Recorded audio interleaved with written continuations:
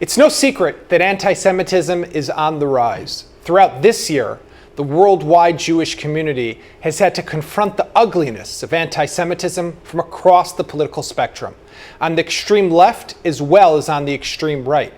Which group presents more of a significant threat to the Jewish people? It's my pleasure to welcome Maayan Hoffman, the Jerusalem Post news editor, to introduce our next panel. Thank you so much for being with us today, Lord Mendelsohn and Mr. Habib. I'm really looking forward to talking to you about this actually very challenging topic, the issue of the far right and the far left, and the anti-Semitism that is happening around the world. First, I just want to help us by being able to define some terms. When we talk about the far right, who are we talking about? What groups fall into that category? Lord Mendelsohn, maybe you could talk a little bit about that. Well, I mean, within the context of the far right, you talk about the political extreme of right-wing politics, which tends to be slightly conservative, revisionist, in some cases quite libertarian, but it's traditionally associated with right-wing notions about the state or identity or other sorts of things. And we can see that both in history and in contemporary terms. And some of them are strong prejudices about change, about the other, about those sorts of things. But of course, one of our great examples in history about how these political labels can be quite fluid is that the National Socialists, the Nazis, perhaps the most greatest example, were National Socialists. And the early movement had the Strasser right wing, which was avowedly left wing, but they were still seen as a national movement. So right wing, far right tends to be where we collect it on the political spectrum, but it doesn't always do justice to the nation about what the nature of the extremism, the politics, or even the anti-Semitism is. Interesting. And now, Mr. Habib, maybe you can answer the same question about the far left. The problem today, first of all, I want to forgive my English. I'm not great English, but I hope that you will understand me. The extreme left today, it's the main problem that the extreme left is connecting today with all the Islamo-leftism party, and they don't hate Jews, they hate Israel, which is much more politically correct. Unfortunately, this connection killed in my country, in France. The extreme right don't have killed in the last year in France. Baruch Hashem, have we said, in the last, since the Second World War. Okay. But unfortunately, the diabolization of Israel and the connection between the extreme left and the Islamic movements arrived to, we begin with in 2006, Ilan Halimi have been killed, but just now, today, yesterday in Paris, begins the trial of Charlie, that everybody remember, and also Hyper Cacher. Yes. What says the guy of Hyper Cacher, the terrorist, that he wants revenge, Palestinian guys? When you see in all the extreme left city hall, flag of Palestine, street in name of terrorist, Palestinian terrorist, and diabolization. So Israel, that's really... of Israel, we have direct consequence because they kill. 12 Jews have been killed in the last year because we're Jews, all 100% by Islamic jihadist movements who are connected with extreme left. That makes sense. So the extreme left are being connected to the anti-Israel movement. Now, as you mentioned, there have been countless examples of, on both sides, the far right and the far left, of anti-Jewish and anti-Israel attacks. Perhaps, Lord Mendelsohn, you could talk a little bit about what you've seen in your own community in the last year. Well, I think there are two things. I mean, the first one is to say that left anti-Semitism has a deep history, well before Israel was created, well before the Zionist movement. Well, I shouldn't forget that. Many of the strains and strands of that still exist today, and some of the notions which are common to all extremes, notions about Jewish domination, world conspiracies, are very, very common. So it does predate it, and they are distinctive in their own way. And even within the context of left anti-Semitism, I would caution everyone to continue to think about some of the problems about what you would associate with progressive politics and the way in which you can adopt very negative very distinct stereotypes against Jews. Outside of the question of Israel, although Israel is a very fundamental part of what this is. Look, we have faced, as ever, the interesting, broad nature of the threats from the right, from some members of the Islamic community and some sections of the Muslim community, and from the left. And I think it's fair to say that those on the right, particularly in the UK, it's very different in other countries, but in the UK have been significant, but the state has been a strong intervention against their further actions, which minimizes the level of harm that's caused. And do you have a specific example that you can share with us of one of these kind of attacks? We had a real concern about the emergence of Britain First and a couple of Nation First and a couple of the extreme right movements which were associated with the potential for terrorism. But they've been disrupted by the forces of law and order in the UK. And actually we have had very limited electoral success in the far right. And I would actually say that for many Jews in Britain, the way in which the state and the public revile against the far right and they have had no electoral success is a great affirmation of the UK as a place where Jews should feel comfortable.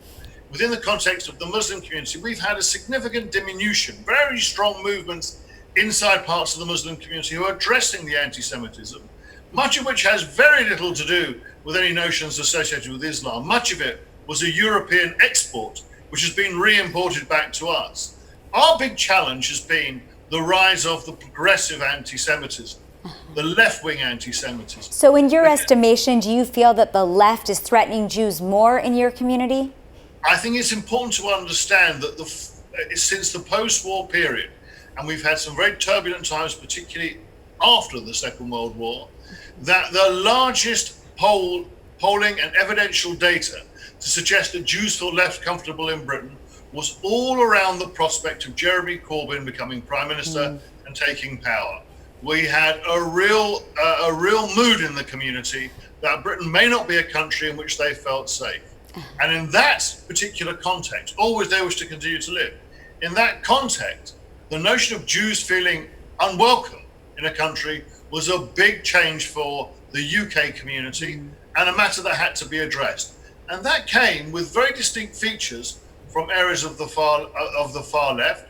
And there are very distinct problems long term, which we have to face. And it's been far too long for a phenomenon which has been around very strongly since the 1980s, that the world Jewish community and the others, in my view, have taken not necessarily the right lessons in how to deal with this particular phenomenon, not the range of things that we have to deal with, but this particular phenomenon. That was the real risk we had in the UK, and elements are present in America, in other parts of Europe, and even across the Middle East. Amazing. So, Mr. Habib, I want to go back to you for a moment, and we talk about specific examples. France has actually had quite a number of anti-Semitic attacks in the last years. I believe the percentage of attacks has also gone up. Can you offer me one specific example of an attack that took place in your community? We have hundreds of examples, and as I told you before, 12 Jews have been killed. Mireille Knoll have been killed. Sarah Halimi have been killed. On the children in Toulouse, Gabriel Sandler, le rabbin Jonathan Sandler, Myriam Monsonego, Ariel Sandler have been killed because they are Jew. Today you cannot teach, no longer talk about Shoah even in the school. It's become complicated why? Because unfortunately, the diabolization of Israel, I can show you only what I received. I don't know if you can see that as a member of parliament because I'm close to Israel.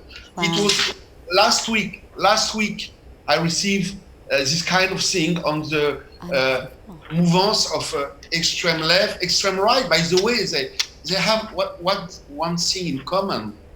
The hate of, one has the hate of Israel, and the second part has the hate of the Jew.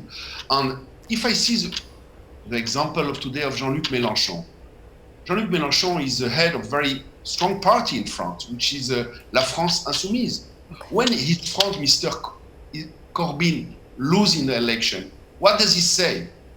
He say that Mr. Corbyn lose the election because the great rabbi of England, because Benjamin Netanyahu, and because of Kriv. It means because of Jews. That's exactly the same poncif, I don't know how to say it in English, that we have during years on year Jews right. as responsible of everything. Exactly the same phenomenon, exactly. Say Israel, Israel, Israel. And I am worried, I will tell you something. I'm not worried about Jew. I'm worried for my country, for France. And I'm worried for Europe. Because they begin with Jews, and after they kill journalists, they kill policemen, and they kill everybody. Like we have, on the link between the extreme left and Islamic movement is a reality, because they want to be elected. You see what happened in Belgium, in Brussels area. Some of political guys saying, if you want to be elected in those areas, you have to be close to Muslim movements. If not, you cannot be elected. So let me ask you this question. Do you feel that anti-Israel and anti-Semitism have become one and the same thing? Lord Mendelsohn, why don't you start with that question? No, I don't. I mean, I think they are distinctive. I think there are issues, and I think within the context of the left, just to call it about, to define it in relation to Israel, it gives a free pass to some of those people who have a view that Jews are powerful, that they are pernicious, that they have a terrible impact on the world, and that's got nothing to do with Israel. That's a deep-rooted view about Jews. And I would also say that, one of the issues that's become very clear to us here is that you deal with intergenerational problems, and we're not addressing these things. So, for example, some people who are very strong activists against Israel, anti-Zionist or anti-Israel in their own terms, who feel very passionately against it, you will find many examples now that we're starting to pick up, sufficient to start to develop an evidence base, of their children are adopting anti-Semitic themes that draw not just from left or from Israel, but from anything about emotions about money or meanness or whatever, other notions. And that's because they are being taught to hate Jews and to become essentially extremists. And Mayer makes a very, very good point, which is that in the very febrile identity politics of where Europe is, and with some of the difficulties that we have, this feeds into this sort of problem. And what we have are deep ideological convictions, a left progressive wing which has not been checked, is not addressed, is not really well addressed as we should do in trying to get these people away from this form and brand of extremist politics. And that we've got quite a challenge in the long term. It reminds me, I was dealing with these issues of left anti-Semitism when I was a student in the 1980s. In fact, in 1988, I wrote a publication with another dealing with some of these people. And lo and behold, when they re-entered the Labour Party many, many years later, when they took it over under Jeremy Corbyn, it's the very same people. We make a mistake to forget that actually we're talking about ideology and politics here. We're talking about worldviews, and the only thing that social media has done is not about expanding it, but is really about making it much more visible. We need to really steel our institutions, our democratic institutions, our cultural institutions and others, to be able to deal with these things and to rebuild our politics and to try and move away from some of the acidic and lack of respect for the institutions that have served us well over the last 60, 70 years. So let's talk about that a little bit, about tactics for mitigating these threats. Are there different tactics for approaching the right and the left? Mr. Habib, why don't you take that? Sorry, what's again the question? The question is, what kind of tactics do we need to use in order to tackle anti-Semitism on the right and the left? Okay, the tactic, first of all, is to continue to fight any racism, any anti-Semitism, from the right or from the left. It's to understand maybe the media is a very, very important part, if you allow me.